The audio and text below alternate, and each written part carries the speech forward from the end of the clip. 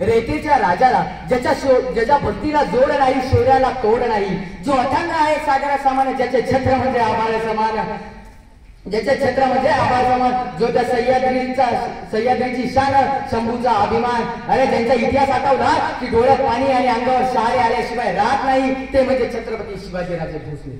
अरे परमुखात राहूनही स्वराज्य निर्मितीचे स्वप्न पाहणारे शहाजीराजे भोसले. आणि पित्याने निर्माण केलेलं स्वराज्याचं फक्त रक्षणच नाही केलं, तर पित्याने निर्माण केलेलं स्वराज्य हे 10 पटीने वाढविलं असे शंभूराजे. ज्यांच्या कुशीतून स्वराज्याचं देखणं स्वप्न उदयास आलं, त्या राजमाता मासाहेब जिजाऊ यांना त्रिवार वंदन करतो आणि माझ्या भाषणात सुरुवात करतो.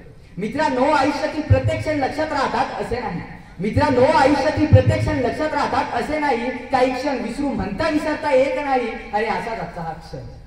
महाराष्ट्राच्या मातीमध्ये रोवलेली पहार काढून ज्या माय माऊलीने गुलामगिरीच्या छताडावर प्रहार केला आणि हिंदवी स्वराज्याची संकल्पना प्रत्यक्षात साकार करण्यासाठी छत्रपती शिवरायांना ज्ञान, चरित्रे, चातुर्य, संघटन, पराक्रम अशा राजास व सप्तशृंगाचे बाळ करू देणाऱ्या आणि हिंदू धर्माचे रक्षण करणारे छत्रपती शिवाजीराजे भोसले व प्रतापवीर संभाजीराजे भोसले या 2 महान छत्रपतींना घडविणाऱ्या विश्ववंदनीय आदर्श राजमाता जिजाऊ यांची आज जयंती.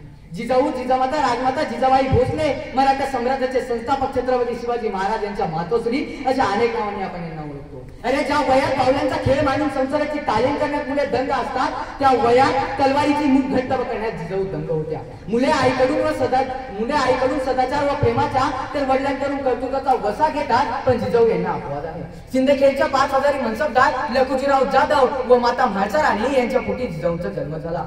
आज 21व्या शतकात स्त्रीभ्रूण हत्या घडत आहे. तिथे मनस्मृतीची परंपरा असलेल्या काळात ज्यांचे वडील लखुजीराव जाधव यांनी आपल्याला कन्या झाली म्हणून हाती भरून साखर वाटून स्त्री जन्माचे स्वागत केले, त्या पित्याकडूनच प्रवाह विरुद्ध जाण्याचा आणि अन्याय विरुद्ध लढण्याचा बळ जिजाऊंना मिळालं होतं.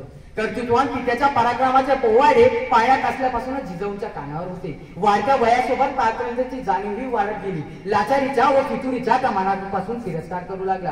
कर्तृत्व मनगटात उतरण्यापूर्वी ते मनात उतरावं लागतं हे प्रत्यक्षात लक्षात घेत त्यांनी प्रत्येक मावळ्याच्या रक्तामध्ये स्वाभिमान मिळवला आणि प्रत्येक मावळ्यामध्ये त्यांनी शोभा घडविला. मित्रांनो, जिजाऊंनी 19 फेब्रुवारी 1630 रोजी एका युग प्रवर्तक रयतेच्या राजाला जन्म दिला, ते म्हणजे छत्रपती शिवाजीराजे भोसले. जिजाऊ यांना एकूण 8 दाम्पत्य होती, त्यापैकी 6 मुली व 2 मुले होते. त्यांचा थोरला मुलगा संभाजी हा शहाजीराजांजवळ वाढला, तर शिवाजीराजांची संपूर्ण जबाबदारी जिजाऊंवर होती. नात्यांना भावनाला बाजूला सावरून आपल्या कर्तृत्वात कसलाही प्रकारचा कसूर न होऊ देता धैर्याने आणि खंबीरपणे आलेल्या संकटाला सामोरे जाण्याचा जिजाऊंचा हा गुण शिवाजीराजांमध्ये पुरेपूर उतरला होता. जिजाऊंनी शिवरायांना गोष्टी सांगितल्या त्या पारतंत्र्यात सुरू असलेल्या आणि स्वातंत्र्यात संपलेल्या.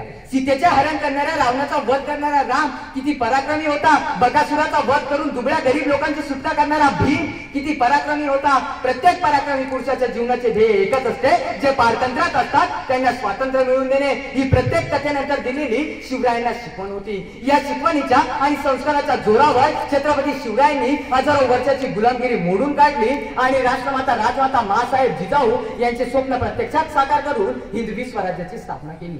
मित्रांनो, राजमाता जिजाऊ या काही सामान्य स्त्री नव्हत्या. त्या लहानपणापासूनच बुद्धीने चाणक्य, बुद्धीने तेज प्रखर होत्या.